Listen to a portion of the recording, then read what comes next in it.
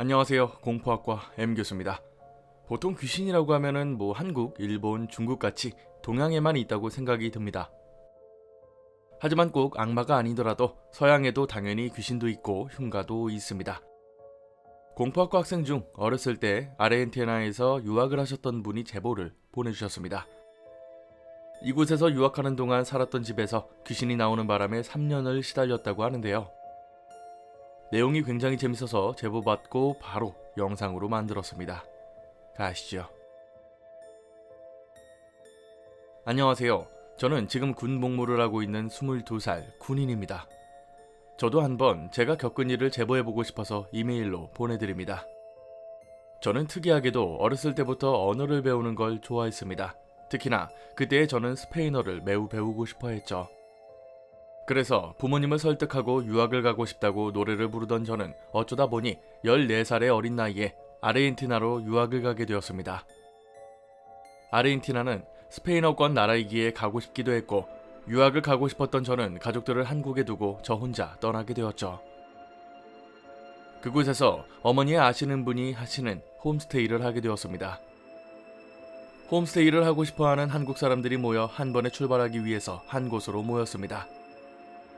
A팀과 B팀으로 나뉘어 있는데 A팀은 이미 6달 전에 가 있던 사람들이고 처음 이곳에 가는 저희는 B팀이 되어 출발을 했죠. 저와 함께 가던 사람들은 거의 다 어린 친구들이었고 대부분 중학생, 고등학생들이었습니다.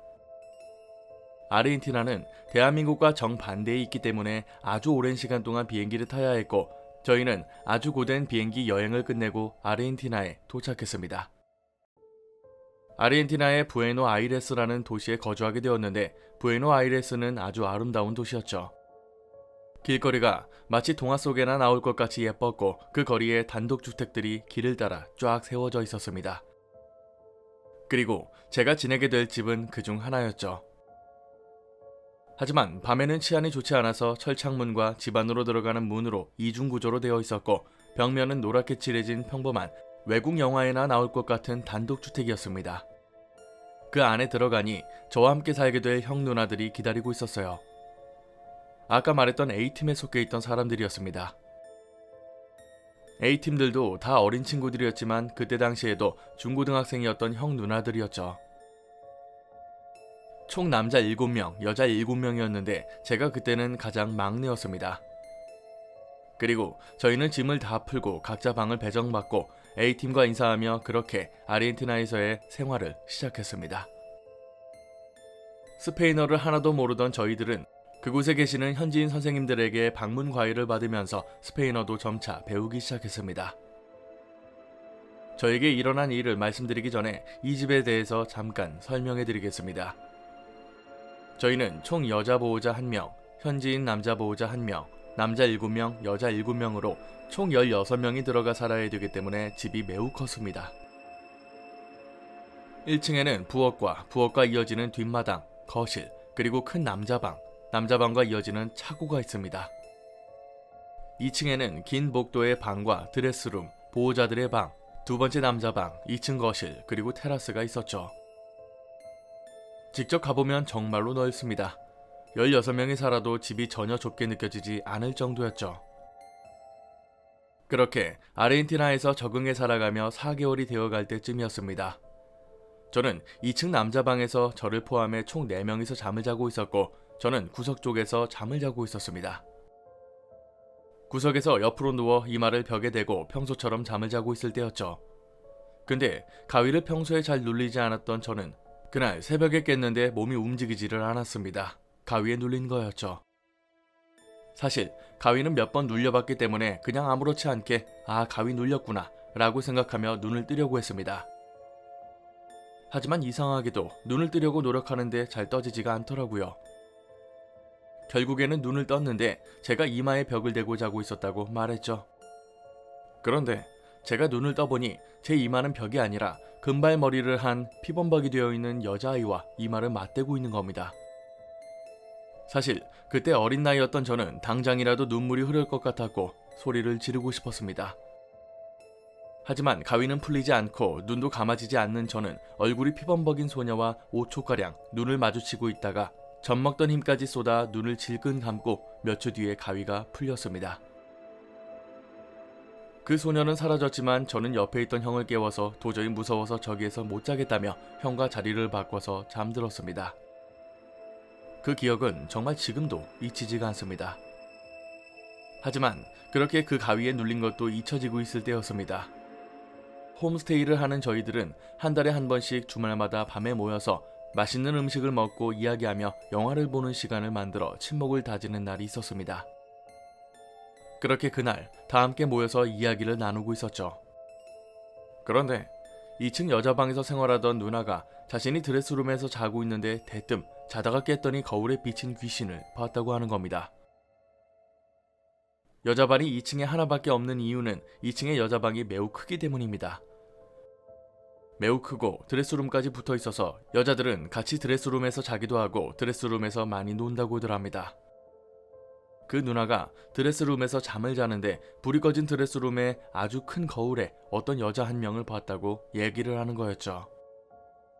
다른 사람이 어떻게 생겼냐고 물으니 금발머리의 어린 소녀였던 것 같다고 말하는 걸 듣고 그때 생각이 나면서 온몸에 소름이 돋기 시작했습니다. 그래서 저도 그 자리에서 나도 봤어 그 금발 여자애 라고 다급하게 말을 꺼냈고 이 이야기를 듣고 있던 형 누나들은 저의 말을 믿지 않고 장난으로 받아들였습니다. 그래서 저는 그날 제가 가위에 눌린 이야기를 해줬죠.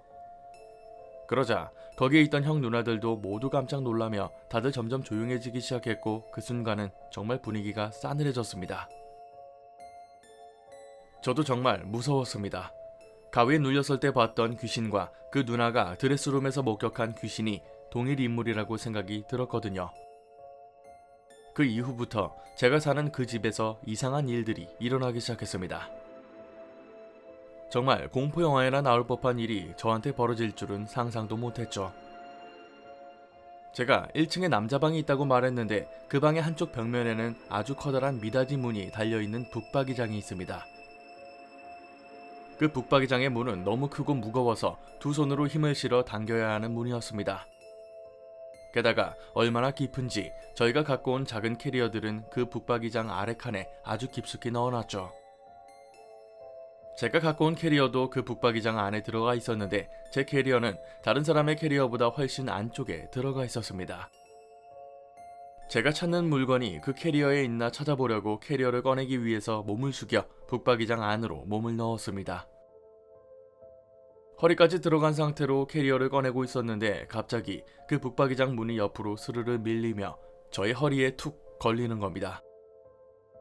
저는 몸의 절반이 북박이장 안에 들어가 있을 정도로 깊게 들어가 있어서 누가 밀었는지는 보지 못했지만 형이나 누나들이 장난을 치고 있을 거라고 생각했습니다. 제가 북박이장 안에서 장난치지 말라고 소리를 쳤는데 캐리어를 꺼내고 뒤를 돌아보니 아무도 없는 겁니다. 그래서 부엌으로 내려가 보호자분께 형 누나들 다 어디 갔냐고 물었습니다. 그랬더니 애들 다 장 보러 갔는데 왜 너는 안 따라갔냐고 되려 저에게 물어보는 겁니다. 그럼 그 무거운 문을 민 게 대체 누구인지 싶다가 몸에 소름이 돋더군요. 또 한 번은 제가 그 1층 남자방에서 잠을 자고 있을 때였습니다. 그때는 겨울방학 시즌이라서 집에서 낮잠을 자고 있었습니다. 오후 2시쯤 잠이 들어서 그렇게 낮잠을 자고 있을 때쯤 쾅쾅쾅 아주 크게 문을 두드리는 소리에 잠이 깼습니다. 그때는 겨울이라 해가 빨리 져서 어두워지고 게다가 암막 커튼까지 쳐놔서 아무것도 보이지 않았죠. 아마 저녁 6시나 7시가 됐던 것 같아요. 저는 그 문을 두드리는 소리에 소리가 나는 쪽을 바라보니 1층 남자방과 연결된 차고에서 두드리는 소리였습니다. 제가 1층 남자방과 차고가 연결되어 있다고 말했던 거 기억하시나요? 저희는 차고를 거의 창고처럼 사용하고 있고 먼지와 벌레도 많아서 그곳에 다들 잘 들어가지 않습니다. 근데 그곳에서 계속 누군가 문을 두드리는 겁니다.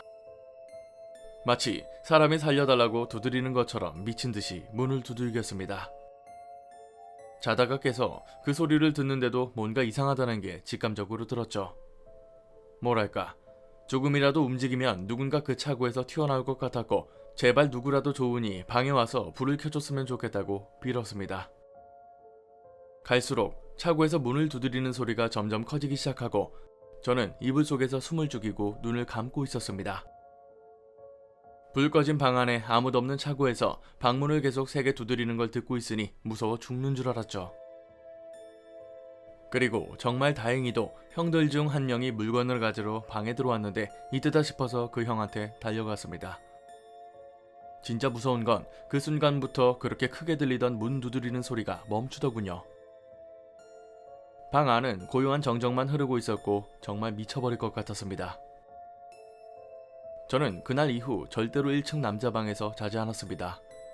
근데 정말 소름 돋는 이야기는 지금부터입니다. 부엌과 이어진 뒷마당은 넝쿨도 많고 잡초들도 많은 전혀 관리가 되지 않는 오래된 뒷마당이었습니다. 그래서 저와 형들은 뒷마당을 청소하기로 했죠. 넝쿨도 떼어내고 잡초도 뽑고 땅에 깊게 박힌 뿌리들이 많아서 모종삽으로 땅도 파고 물청소도 하고 있었습니다. 그렇게 한창 청소를 하고 있었을 때 땅을 파고 있던 형이 이게 뭐냐며 어떤 공책을 땅속에서 꺼내들더군요. 그 공책에 묻어있는 흙을 털어내고 자세히 살펴보기로 했죠. 공책의 종이는 다 썼고 빛에 바래진 것 같은 아주 오래된 책 같았습니다. 뭔가 되게 옛날에 쓰인 동화책 같은 느낌이었죠. 그 공책을 펼쳐보니 필기체로 쓴 스페인어가 뭐라 써져 있었는데 아직 스페인어를 잘 하지도 못하고 필기체를 읽지도 못했던 저희들은 제대로 해석하지 못했습니다. 그런데 계속 넘기다 보니 마치 어린아이가 쓴 그림 일기장 같았습니다. 한 장 한 장에 날짜와 그림이 그려져 있었고 도저히 뜻을 알 수가 없어서 과외 선생님에게 해석을 해달라고 부탁하기로 했죠. 선생님은 공책을 한 장 한 장 넘기며 읽으셨는데 넘길 때마다 점점 얼굴이 굳어지면서 저희에게 심각한 표정으로 물으셨습니다. 이 공책 어디서 났어요? 라고 말씀하셨고 저희는 뒷마당에 묻혀 있었다고 얘기했죠. 그러자 과외 선생님은 이 공책 당장 버리세요 라고 말하고 그냥 안 좋은 얘기들이 많다며 저희에게 해석을 해주려고 하시지 않으셨어요. 저희는 계속해서 선생님에게 알려달라고 했지만 끝내 찝찝함만 남긴 채 알려주지도 않고 집에 돌아가셨습니다. 하는 수 없이 해석은 못했지만 어느 순간 누가 버렸는지 공책은 사라지고 없었습니다. 이렇게 이곳에서 사는 3년 동안 별의별 해프닝이 있었고 저는 한국으로 다시 돌아왔습니다. 한국에 와서 어머니께 들은 바로는 저희가 살았던 그 집은 현지인들은 아무도 사지 않아서 아주 싸게 나왔던 집이랍니다. 그리고 그 한국인 보호자분은 아무것도 모르고 그 집을 싸게 구하시고 홈스테이로 운영하셨던 거였죠. 그렇게 생각하니까 저 혼자만의 퍼즐이 맞춰지는 것 같더라고요. 피범벅의 금발머리 소녀, 여자방의 드레스룸, 차고에 문 두드리는 소리, 뒷마당의 일기장. 금발머리의 소녀가 이 집에 살고 있다가 차고에 문이 잠겨서 사고로 죽은 것이 아닐까라고 생각해보고 그래서 차고에서 문을 두드리는 소리가 난 거고 그림 일기도 소녀의 것이라고 저는 생각합니다. 수년이 지난 지금도 그때의 기억이 생생하게 납니다. 영화에서나 볼 법한 이야기가 실제로 저한테 일어났다는 게 믿기지도 않고요. 이야기는 여기서 끝이 납니다. 말리타국에도 역시나 귀신이 있고 흉가도 있습니다. 보통 어린아이가 귀신으로 나오는 외국의 공포영화처럼 이분이 겪은 이야기도 여자아이가 방이나 차고에서 나타났다는 게 참 무섭긴 합니다. 차고를 두드리는 소리가 엄청 컸는데 만약 움직였다면 바로 튀어나올 것 같다고 했던 게 소름 끼치네요. 실제로 공포학과에는 미국이나 캐나다 같이 해외에서 겪은 무서운 이야기가 많이 제보됩니다. 현지 사람들은 그걸 악령, 악마라고 하지만 따지고 보면 우리나라의 귀신과 똑같습니다. 아직 떠나지 못한 귀신들이 그대로 그곳에 나타나는 거죠. 근데 그 일기장 내용은 조금 궁금해 죽겠네요. 감히 제가 소설을 써보자면 어른들에게 학대를 당한 아이가 일기에 그 내용을 썼고 아이가 어딘가에 갇혀서 잔인하게 죽고 난 다음 일기장이 땅에 묻혔을 수도 있겠죠. 그리고 이곳에 귀신이 나오기 시작하면서 현지 사람들도 이 집을 꺼렸던 게 아닐까 싶네요. 아쉬운 대로 빈 부분을 채워봤습니다. 때는 10년 전 여름으로 제가 막 군대를 전역했던 시절입니다. 당시 여름이 굉장히 더웠는데 자다가 깼던 게 지금도 기억이 날 정도입니다. 그날은 제가 알바 월급을 받는 날이었고 저에 대한 작은 보상으로 치킨과 맥주를 사서 집으로 들어왔습니다. 컴퓨터로 영화를 보면서 치킨과 맥주를 먹으니 그 순간만큼은 그 누구도 부럽지 않았죠. 그렇게 혼자서 맥주를 마시다 잠에 들었는데 얼마나 잤을까. 새벽에 소나기가 엄청 많이 왔는지 제 방이 환해지면서 천둥번개가 치더군요. 그 소리에 잠이 확 달아나서 눈을 떴는데 누군가 제 방문을 열었습니다. 설마 귀신일까 봤지만 방문을 연 건 저희 어머니였습니다. 무슨 일이냐고 여쭤보니 제 방 베란다 창문을 열어놨는데 비가 들어올까 창문을 닫으러 오셨더군요. 오신 김에 어머니께 지금 몇 시냐고 여쭤봤고 어머니께서는 새벽 4시니까 조금 더 자라고 말씀을 하셨습니다. 다음날 일찍 알바를 가야 했기에 이제 겨우 몇 시간 정도 더 잘 수 있겠구나 싶어 다시 잠자리에 누우려고 했습니다. 그런데 문득 아래쪽을 보니 침대 밑에 웬 여자가 앉아있는 겁니다. 정말로 생뚱맞게 긴 생머리의 여자가 고개를 푹 숙인 상태로 침대 밑쪽에 앉아있었습니다. 이게 꿈인지 생시인지도 몰랐지만 일단 사람은 아니었기 때문에 어디서 주워들은 내용처럼 일단 못 본 척 벽 쪽으로 몸을 돌려누웠습니다. 그리고 저의 온 신경이 침대 아래쪽으로 곤두서 있었죠. 그런데 얼마 안 지나 침대가 푹 꺼지는 느낌이 들었습니다. 마치 누군가 침대 위에 앉은 것처럼 침대가 밑으로 꺼졌고 그게 천천히 제 쪽으로 다가오는 게 느껴졌습니다. 그 무더운 온도와 비가 내려 꿉꿉한 날씨인데도 서서히 방 안에 냉기가 돌기 시작했습니다. 너무 무서워서 눈을 감고 덜덜 떨고 있었는데 점점 등골에 닭살이 돋으며 속으로 미치겠다를 연거푸 내뱉고 있었죠. 근데 그 여자 손이 제 허벅지에 올라오더니 원을 그리듯 제 허벅지를 쓰다듬더군요. 얼음장같이 차가운 느낌이었고 원을 그리며 허벅지를 만지는데 웃음을 참는 듯한 크크대는 소리가 방 안에 나지막히 울려 퍼졌습니다. 아무리 술을 먹었다고 하지만 이게 대체 무슨 일인지 상황 파악도 안 되고 분명 저 손이 귀신이라는 걸 알아채면서 계속 무섭고 이상하다는 느낌이 교차했습니다. 그리고 이내 그 여자의 머리카락이 제 얼굴에 스치듯 닿으면서 이제는 슬슬 화가 나기 시작했습니다. 제가 혼자서 야밤에 공포영화를 얼마나 많이 봤는지 아시는지요? 나름 담력이 세다고 생각했는데 이렇게 농락당하는 게 화가 났는지 특히 머리카락으로 뺨을 간질거리는 게 제일 열받았습니다. 그리고 속으로 욕이란 욕은 다 내질렀는데 어느 순간 눈을 뜨니까 날이 밝아 있더군요. 눈 뜨자마자 밖으로 나가서 어머니께 새벽에 방에 들어오셨냐고 물었습니다. 그랬더니 어제 방에 들어갔고 제가 시간을 물어보지 않았냐고 하시더군요. 어머니께서 나가시자마자 그 여자를 바로 봤기 때문에 분명 꿈은 아니었고 아무리 머릿속으로 생각하고 주변에 조언을 구해도 제가 겪은 건 귀접이었습니다. 게다가 조사를 해보니 이게 귀접 초기 현상이고 만약 그대로 있었다가는 꼼짝없이 당할 수밖에 없었다고 하더군요. 살면서 무서운 이야기와 영화들을 보면서 만약 나한테 이런 상황이 오면 이렇게 해야지 저렇게 해야지 시뮬레이션도 했지만 결국 욕만 해대지만 말입니다. 지금 생각하니 뭔가 많이 아쉽긴 합니다. 제가 들려드릴 두 번째 이야기는 어머니와 제가 겪은 일입니다. 제가 알바를 마치고 집에 들어오면 대략 새벽 1시 정도가 됩니다. 앞서 있었던 귀접 사건 이후 5개월 정도가 흘렀을 시기였는데 그날은 워낙 추웠던지라 1시라도 빨리 집에 가고 싶었습니다. 아파트가 보이자 걸음걸이가 더 빨라졌고 1층에 도착하자 엘리베이터 버튼을 눌렀습니다. 저희 집이 11층이었는데 혼자 엘리베이터에 올라서 빨리 올라가라 생각만 하고 있는데 갑자기 6층에서 멈추는 겁니다. 순간 이상했던 게 내려가는 것도 아니고 올라가는 건데 그것도 이 엄동설한 오밤중에 누가 엘리베이터를 탈까 의문이 들었습니다. 서서히 엘리베이터 문이 열렸고 앞을 보니 아무도 없더군요.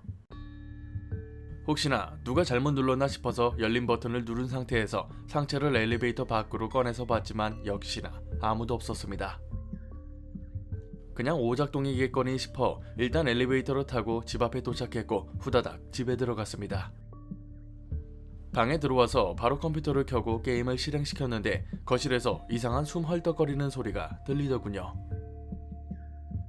이게 무슨 소리인가 싶어 거실로 나가보니 어머니께서 숨을 못 쉬고 꺽꺽 소리를 내면서 몸부림을 치고 계셨습니다. 놀라서 얼른 어머니를 깨웠는데 일어나서 한동안 가만히 계시던 어머니께서 말씀하시길 본인이 가위에 눌렸다고 하시더군요. 그런데 가위 내용을 듣는 순간 소름이 끼쳤습니다. 어머니께서 가위에 눌릴 때 3인칭 시점으로 제가 집에 들어오는 걸 보셨는데 제 뒤로 시꺼먼 게 같이 따라 들어왔고 저는 그걸 전혀 모르더랍니다. 그리고 그 검은 형체가 온 집안을 휘저으며 휙휙 날아다니더래요. 아무리 소리를 질러도 제 방에서는 계속 타자 두드리는 소리만 나더라는 거죠. 일단 어느 정도 진정이 되고 잠에 들었는데 저 또한 어머니와 마찬가지로 그날 가위에 눌렸습니다. 몸은 안 움직이는데 옆을 봤더니 5살 정도로 보이는 남자애가 웃으면서 뭐라고 저한테 말을 하더군요.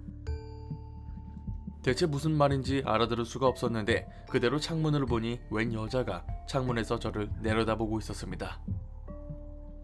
본능적으로 이 여자가 아이의 엄마라는 생각이 들었는데 검은 옷을 입은 그 여자가 아까 어머니께서 말씀하셨던 것처럼 방 안을 휙휙 날아다니기 시작했습니다.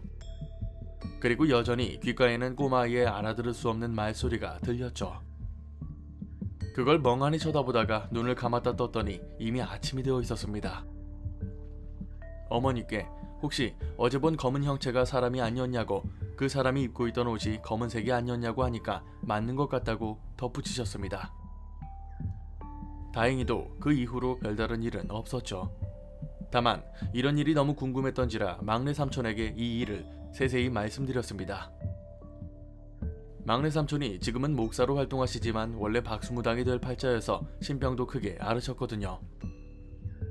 제 이야기를 듣고 하시는 말씀이 아마 귀신이 저한테 장난을 쳤던 건데 말소리가 잘 안 들렸던 건 워낙 귀신이 빠르게 말해서 그런 거라고 하시더군요.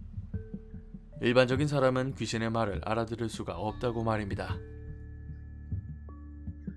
캡틴 리 님이 보내주신 이야기는 여기까지입니다. 첫 번째 사연을 읽었을 때는 괜히 눈치가 보여가지고 녹음하느라 애를 먹었습니다. 뭔가 그 야설을 읽어주는 것 같아서요. 그녀의 머리카락이 볼을 간지럽혔고 허벅지를 원을 그리듯이 쓰다듬었다는 말이 자칫 이상하게 들릴 것 같아서 애 좀 먹었습니다. 근데 정말로 귀신의 말은 워낙 빨라서 그런 감각이 없는 사람들은 알아들을 수가 없다고 하더라고요. 보통 영화 같은 걸 봐도 귀신이 엄청 빨리 말하는 장면이 간혹 나오는데 이런 게 반영된 거라고 보면 되겠죠. 독각귀를 그대로 직역하면 홀로 서 있는 다리 귀신이라는 뜻으로 다리가 하나만 있고 삿갓을 쓰고 있는 귀신을 말합니다. 우리나라에서의 독각귀는 병을 불러오는 역신으로 근처에 있으면 심한 비린내가 나고 산에 서식하며 넓적한 얼굴에 불타오르는 눈빛이 특징인데요. 독각귀로 만나면 반드시 전염병에 걸리고 멀어지면 병이 낫는다고도 전해져 왔습니다. 참 신기하게도 독각귀를 처치하는 방법이 의외로 간단합니다.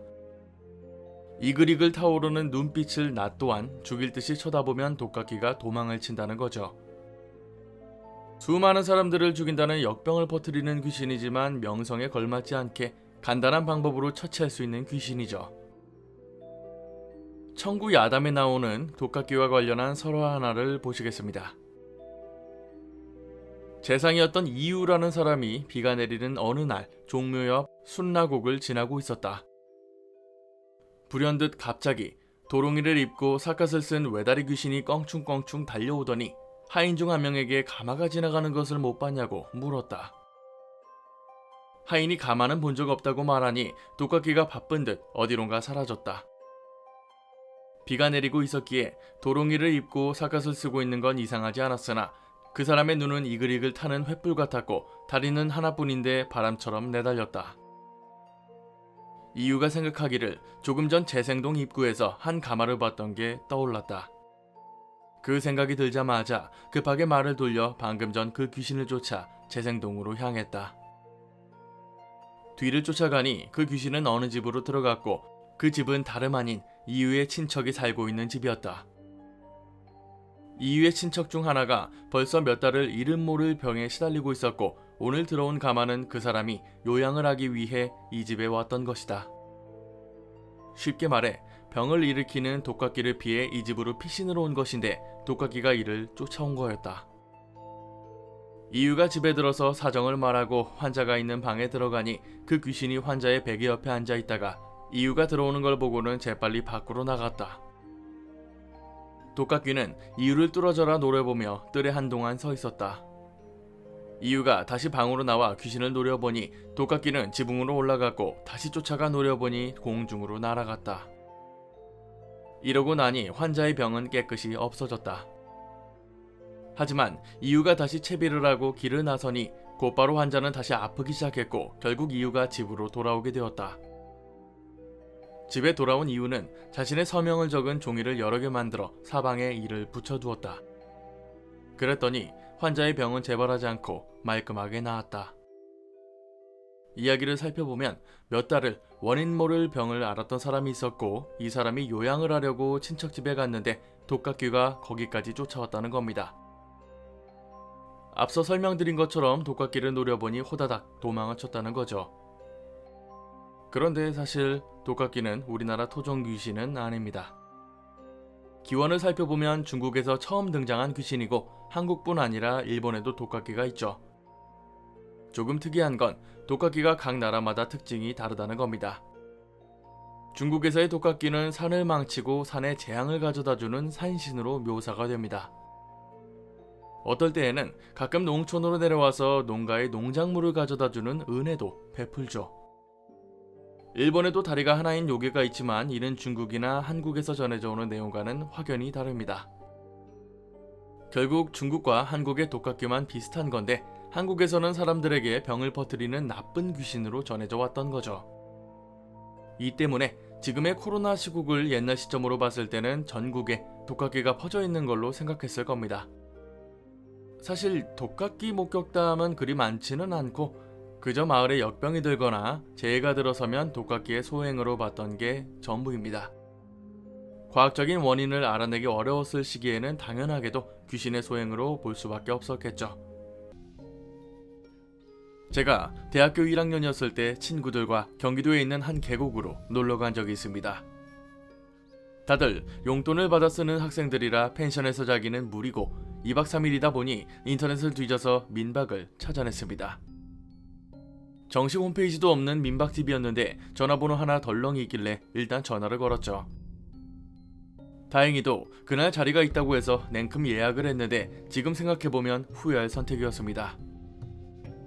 경기도라고 해도 완전 외곽에 있던 곳이라 성수기인데도 사람도 별로 없고 완전 시골 느낌이 났습니다. 민박집도 산속 깊은 곳에 있었는데 다행히도 픽업을 해주셔서 겨우 들어갈 수 있었죠. 바로 앞에 계곡도 있었고 사람도 적어서 조용했는데 오히려 그런 게 더 좋더군요. 민박집은 기역자 형태로 된 낡은 한옥집이었는데 생각보다 꽤 넓었습니다.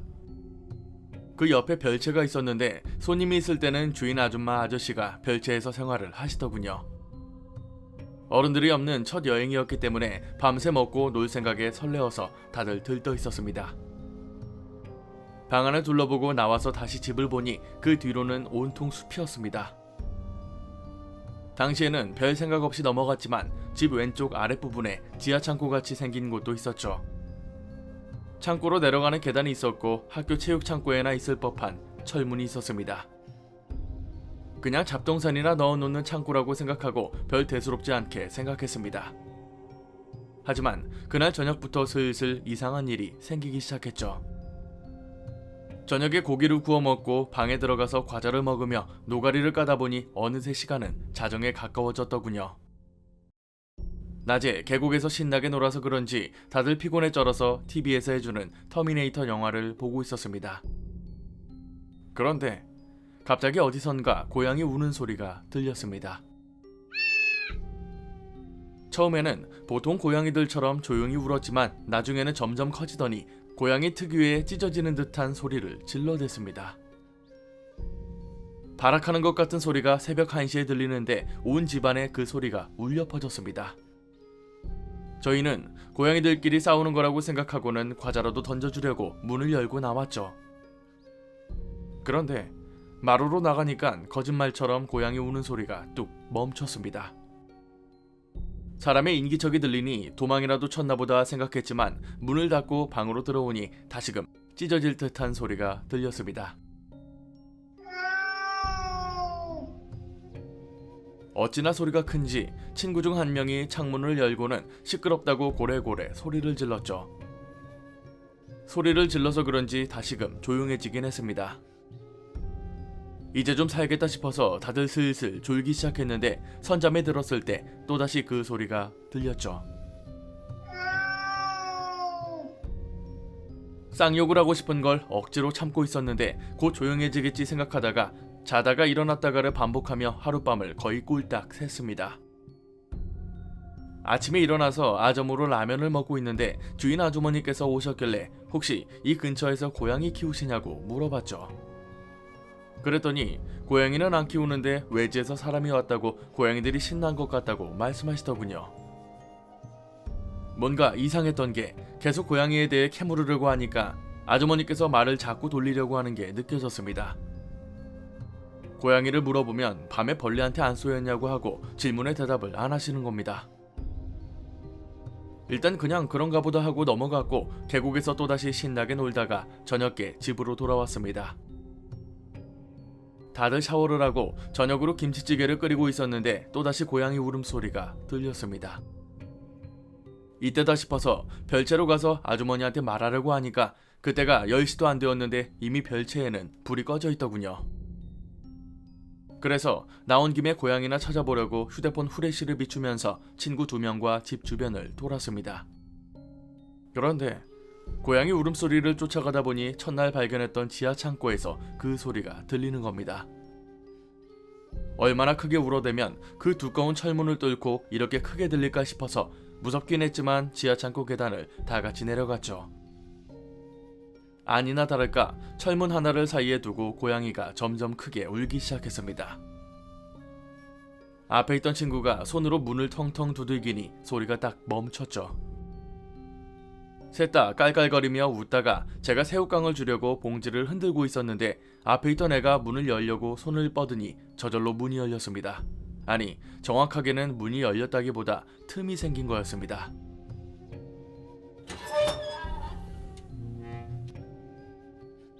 그리고 문에 걸려있던 쇠사슬이 턱 걸렸는데 그 틈이 손바닥 넓이 정도였고 안을 비춰보니 어슴푸레하게 안쪽이 보였습니다. 그리고 그 안을 보고 셋 다 얼어붙어서 비명도 못 질렀죠. 핸드폰 후레쉬 빛이 닿은 그 손바닥만한 틈 사이로 웬 여자가 서 있는 겁니다. 처음에는 그게 사람이라고 생각은 못했는데 자세히 보니 눈이 빛에 반사되어서 반짝 보였는데 그제서야 사람 형체가 보이더군요. 그리고 그 여자는 틈을 사이에 두고 저희를 쳐다보고 있었습니다. 심장이 멎는다는 걸 그때 처음으로 느꼈죠. 셋 모두 그걸 보면서 아무 말도 못하고 움직이지도 못했는데 제가 그때 겨우 더듬으면서 뭐라고 말을 했는데 기억도 잘 안 납니다. 제 뒤에 있던 친구는 제 어깨를 잡고 있었는데 어깨가 부서져라 잡고 있었죠. 그때 그 여자가 갑자기 입을 벌리기 시작했는데 저는 그게 진짜 사람이 말을 하는 줄 알고 네? 라고 대답을 했습니다. 근데 입을 벌리는 게 마치 히라고 발음하듯 입꼬리가 쫙 올라가더니 금세 입 사이로 잇몸이 다 보일 정도로 입을 벌렸습니다. 저게 뭔가 싶어서 셋 다 거기에 집중하는 순간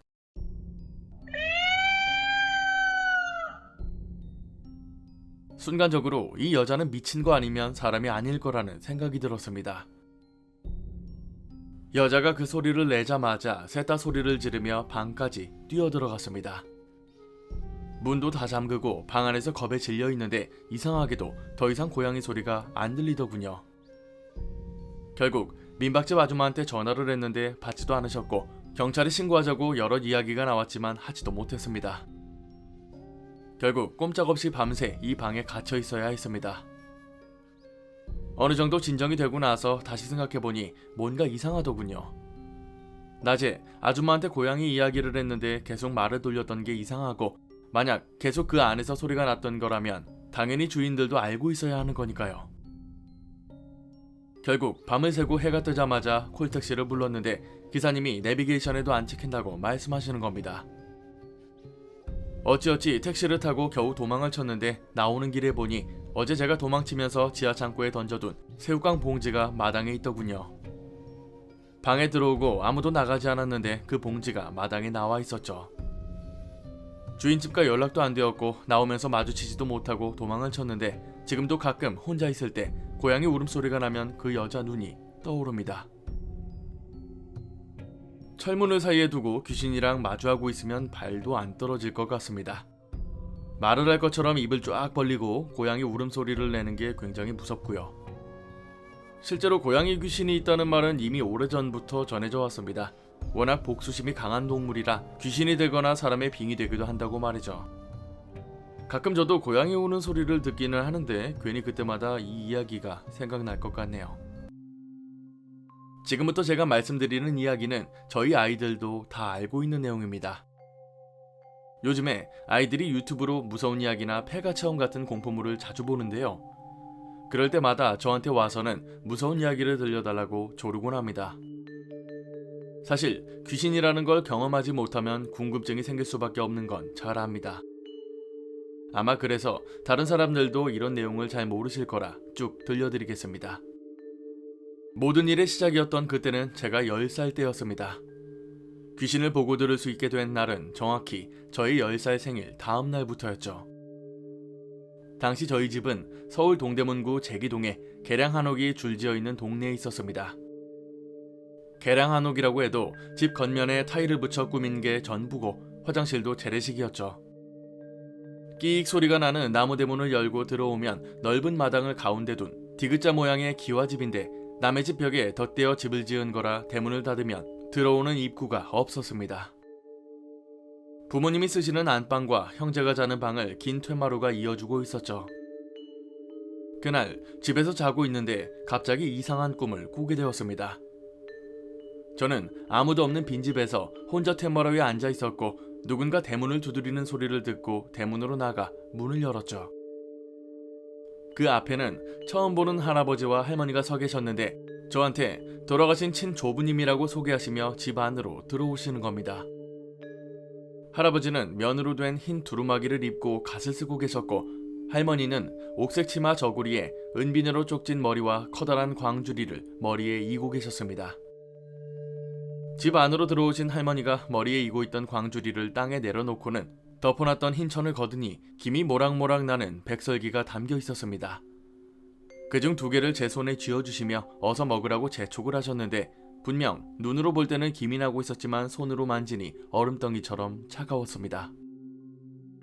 그때나 지금이나 제가 가장 좋아하는 음식이 백설기 떡인데 뭔가 섬찟한 느낌이 들어서 막상 손에 쥐고는 먹지도 못하고 있었죠. 하지만 할아버지와 할머니께서 너무나도 친절한 표정과 말투로 저에게 어서 먹어보라고 재촉하시니 어쩔 수 없이 한 입 먹으려고 입으로 가져다 댔습니다. 그런데 그 순간 분명 집에 아무도 없어야 되는데 안방에서 엄마가 뛰어나오시며 누가 엄마 허락 없이 남이 준 음식을 먹으라고 했냐고 제 왼쪽 뺨을 후려치셨습니다. 너무나도 충격적인 상황에 곧바로 꿈에서 깼는데 꿈에서 맞은 뺨과 목덜미가 실제로도 2주 넘게 퉁퉁 붓고 심지어 고개를 못 돌릴 정도로 아팠습니다. 당연히 병원에도 갔지만 아픈 이유를 모르겠다고만 하더군요.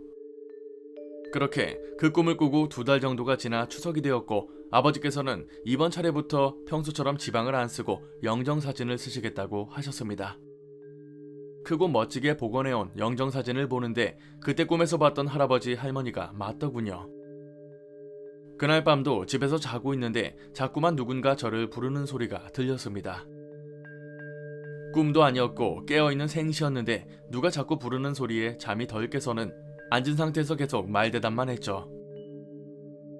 추석 때 저희 집에 놀러와서 자고 있는 사촌 언니가 제가 말대꾸하는 소리에 자다 말고 뭐 하는 거냐고 해서 다시 잠에 들었습니다. 하지만 곧바로 또다시 저를 부르는 소리에 잠에서 깼는데 저도 모르게 마당에 나가 혼자 앉아서 그 부름에 대답하고 있었습니다. 그 소리에 어른들이 나와서는 저한테 뭐 하는 거냐고 아닌 밤중에 엄청 혼이 났더랬죠. 하지만 계속 이런 이상한 행동을 하다 보니 결국 부모님께서 용하다고 하는 곳에 데리고 가셨다가 제가 귀신을 보고 듣고 그의 말을 할 수 있다는 걸 알게 되셨습니다. 그런 걸 못하게 억누르거나 없애기 위해서 스님이다 무당이다 다 찾아가서 굿도 하고 치성도 드리고 부적도 썼지만 전혀 소용이 없었습니다. 심지어 제 몸에 온 신이 더 세서 거꾸로 당하는 무당도 있어서 중학교 2학년 때까지 엄마 손에 이끌려 전국을 돌아다녀야 했습니다. 아마 잘 모르시는 분들도 계시겠지만 보통 신내림을 누르려면 국가 부적 비용이 엄청 많이 나갑니다. 이 때문에 집안 경제가 파탄나는 경우도 있었는데 저는 이와는 완전 반대로 되려 돈이 들어와서 집도 사고 부동산을 넓히기도 했습니다. 그래서 부모님께서 만약 제 신기가 사라지면 집이 망하는 거 아니냐고 말씀하시기도 했습니다. 하지만 그래도 딸이 무당이 되는 건 부모로서 막아야 한다고 하셨는데 이걸 두고 부모님이 하루가 멀다고 싸우시는 바람에 결국 이혼을 하셨습니다. 결국 엄마도 제가 중학교 2학년 때까지 열심히 노력하셨지만 끝내 신기를 없애는 건 포기하셨습니다. 하지만 조금 이상하게도 그간 만난 무당들이나 스님들이 한 게 있어서 그런지 내림굴 없이 실력을 활용하기도 하고 심지어 접신도 가능한 상태입니다. 오늘은 여기까지만 이야기를 드리고 다음에는 사이비 목사가 제 신기를 없앤다고 날뛰다가 죽은 사건을 말씀드리겠습니다. 사실 저도 무당이 되기 전까지의 과정은 잘 모릅니다. 어느 순간 신이 들리는 걸로 알고 있었는데 이렇게 생생한 이야기를 들으니까 굉장히 재밌습니다. 아마 다른 이야기가 더 궁금하신 분들도 계실 겁니다. 제가 말씀드리는 게 맞을지 모르겠습니다만 저번 이야기에서도 언급했듯 이 신기 때문에 몸이 많이 편찮으셔서 병원 치료를 받고 계세요. 그래서 글도 자주 못 보내주실 수도 있는데 천천히 기다리시면 다음 이야기 올려놓겠습니다. 안녕하세요. 이제 곧 마흔을 바라보는 늦가기 공포학과 학생입니다. 최근에 저희 아버지께서 하시던 경비원 일을 그만두게 된 사연을 제보해봅니다. 저희 아버지는 자식들을 키우겠다고 젊은 나이부터 사회생활을 하시다 작년 초에 정년퇴임을 하셨습니다. 40년 가까이 오롯이 일만 하셨던 분이니 집에서 쉬려고 하니 몸이 근질근질 하셨나 봅니다. 조금이라도 좋으니 마음 편히 놀고 쉬시라고 그렇게 말씀을 드렸지만 며칠 뒤 아이들을 데리고 아버지 집에 갔더니 기어코 경비원 일을 알아보셨더군요. 경제 상황도 좋고 어머니께서도 한사코 말렸지만 결국 경비원을 하시게 되었습니다. 서울에 있는 한 오래된 아파트에서 경비 일을 하셨는데 들어보니 3교대로 근무를 하시고 일주일에 이틀을 쉬는 근무 형태였죠. 평소에도 워낙 과묵하신 분이었지만 소일거리가 생겼다고 좋아하시는 모습이 역력해 자식된 놀이로서 차마 말리지도 못하고 아버지 편을 들어드릴 수밖에 없었습니다. 그렇게 시간이 지나 두어 달 정도가 되었을 때 아닌 밤중에 어머니한테서 전화가 왔습니다. 집에 무슨 일이라도 생긴 줄 알고 살짝 놀랐는데 이야기를 들어보니 아버지께서 요새 조금 이상하다고 저한테 털어놓으시더군요. 무슨 말씀이냐고 물으니 야근을 하고 돌아오시거나 낮에 오셔서 주무시면 꼭 악몽에 시달리는 듯 아버지께서 도통 잠을 못 주무시더래요. 게다가 식은땀도 흘리시고 잠꼬대도 하시는데 고래고래 비명까지 지르신다는 겁니다. 어머니는 50년 가까이 아버지와 살면서 이런 건 처음 본다고 뭔가 이상하다고 말씀을 하셨죠. 약간의 부연을 하자면 아버지께서는 한평생 교편을 잡으셨습니다. 호랑이 선생님으로도 유명했고 워낙 과묵하신 성격에 교사의 강직함을 내세우시던 분이라 뭔가를 무서워하시는 걸 저 또한 단 한 번도 본 적이 없습니다. 그런 아버지께서 겁에 질려 밤마다 소리를 지르신다는 말이 당연히 이상하게 보일 수밖에 없었죠. 일단 저도 회사 일이 바빴던지라 겨우 주말 아침에 집을 찾았는데 야간 근무를 하시고 돌아오시는 아버지와 이야기를 할 수 있었습니다. 간단히 밥을 먹고 주무실 시간이었는데도 아버지께서는 식사도 제대로 못하셨고 몇 달 사이에 얼굴이 수척해지고 심지어 검버섯 같은 것도 많이 생기셨더군요. 원래 속에 있는 말을 잘 안 하시는 걸 알았기 때문에 답답한 마음에 아버지께 무슨 일이 있으시냐고 다짜고짜 캐물었습니다. 그리고 의외로 쉽게 그 이유를 알 수 있었죠. 아파트 경비원분들이 원래 그렇게 일을 하는지는 모르겠으나 담당하는 아파트 동들이 있고 가끔 굵직한 일이 생기면 다 같이 모여서 일을 한답니다.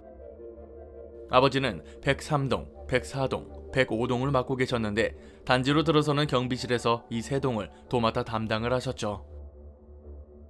처음 일을 시작하시고 선배분들에게 이런저런 일을 인수인계를 받았답니다.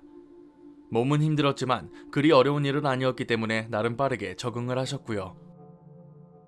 조금 이상했던 건 인수인계서 구석탱이에 별표가 쳐져 있는 주의사항이 있었답니다. 103동에서 아이 울음소리가 들린다고 하면 지하실 문을 두드릴 것. 무슨 나폴리탄 괴담도 아니고 정말로 저 문장이 근무일지 구석마다 적혀있더래요. 다른 동료분들에게 물어보니 아파트에 고양이가 많이 사는데 고양이들이 지하실에 많이 모여 살아서 그걸 겁주는 거라고 말했죠. 그러던 어느 날 새로 이사온 신혼부부가 분리수거를 잘 못하고 있어서 그걸 도와주고 다시 경비실로 돌아오는 길이었습니다. 103동 아파트로 엄마와 아이가 털레털레 걸어오더래요. 아이는 옆에서 땡깡이라도 부리는지 엄마의 팔을 잡고는 계속 뭐라고 하는데 이상하게도 엄마라는 사람이 쳐다도 안 보고 대꾸도 안 하더랍니다. 애가 칭얼거리니 가끔 관심이 없는 척 교육을 할 수 있으니 그런가 보다 싶었대요. 그리고 며칠 뒤 경비실 앞을 쓸고 있는데 저번에 본 그 아이가 뛰어서 아버지 앞을 지나가더랍니다. 아이의 뒤를 쳐다보니 혼자 걸어오고 있던 여자한테 붙었는데 얼굴을 보니까 저번에 그 엄마가 아니고 생판 모르는 여자더래요. 제가 왜 저러나 한참을 쳐다보고 있는데 역시나 똑같이 옆에 붙어서 칭얼거리고 있고 그 여자는 애가 안 보이는 것처럼 아무렇지도 않게 행동하고 있었죠. 이내 여자가 103동을 지나가니까 아이가 멈춰서서는 103동 안으로 뛰어들어가더랍니다. 그리고 다음날 문제의 사건이 발생하게 됩니다. 아파트마다 있는 지하실은 창고처럼 사용하는 곳인데 청소도구나 공구처럼 아파트 관리 용품들을 아파트 지하실에 넣어놓죠. 그날은 각 아파트에서 버려진 가구를 한데 모아 버리는 날이었는데 그걸 톱으로 일일이 다 잘라서 용달에 싣는 일을 하셨답니다. 그런데 103동 지하실에서 톱을 가져와야 되는데 동료분들이 아버지한테만 다녀오라고 말하더랍니다. 뭐 그럴 수도 있을 수 있지만 애초에 톱이 많은 데다가 마치 거기 안 가려고 하는 것 같은 분위기가 너무나도 심하게 느껴지더래요. 그래서 혼자는 너무 무거우니까 같이 가자고 했는데 다들 듣는 척도 안 하고 그냥 다녀오라고 신경질까지 내더랍니다. 이게 말로만 듣던 경비원 텃세인가 싶은 생각도 들었는데 하는 수 없이 혼자 가시게 됩니다. 그리고 지하실 문을 열었더니 새까맣고 넓은 지하실에 전등 하나 덜렁 켜져 있더랍니다. 아버지도 괜히 무서우셨는지 빠르게 톱들을 챙겨서 나가려고 하는데 지하실 안쪽에서 인기척 같은 게 들렸답니다. 고양이인가 싶어서 후레쉬를 비추며 안으로 들어가셨는데 구석에 있는 관물대 옆에 웬 사람이 벽을 보고는 서 있더랍니다. 후레쉬를 비춰보니 어린아이였는데 놀라서 누구냐고 왜 여기 있는 거냐고 물었지만 아무 대답도 안 하더래요. 가까이 가서 왜 여기 있는 거냐고 다시 묻는 순간 아이가 뒤를 돌았는데 그걸 보고는 놀라서 한달음에 도망쳐 나오셨대요. 후레쉬를 정면으로 비추는데도 눈 하나 깜빡이지 않았고 결정적으로 아이의 눈동자에 흰자가 없고 죄다 새까맣더랍니다. 경비원들이 모여있는 곳으로 다시 가서 지하실에 애가 있다고 말을 했더니 동료 경비원들이 놀라는 게 아니고 다들 무섭다고 진저리를 치더랍니다. 도저히 이 상황이 이해가 안 가서 무슨 일이냐고 했더니 그나마 친하게 지냈던 경비원분이 담배 한 대 피우시면서 얘기해 주더랍니다. 벌써 몇 년도 더 된 이야기였는데 그 103동 지하실에서 아이가 죽었다는 거였죠. 아이가 말을 안 들어서 심하게 혼낼 요량으로 부모가 아이한테 집 밖에 나가 서 있으라고 말하고 벌을 줬던 모양입니다. 근데 워낙 활동적인 아이여서 그런지 엘리베이터를 타고 아파트 지하실에 들어갔던 거였죠. 문제는 아이가 사라졌으니 실종 신고도 하고 주변을 탐문 수색까지 했는데 지하실에 들어간 아이가 안 나온 겁니다. 당시 경비원들이 일을 하기 위해서라도 지하실에 들어간 적도 몇 번 있었는데 아이가 숨어 있었던 건지 겁에 질렸던 건지 전혀 몰랐대요. 그리고 3주 만에 관물대 안에서 싸늘한 시체로 발견되었답니다. 그 사건 때문에 한바탕 아파트에 난리가 났는데 사인은 아사였고 워낙 잡동사니가 모여있는 곳이라 그 지독한 냄새를 인지하지도 못했던 거였죠.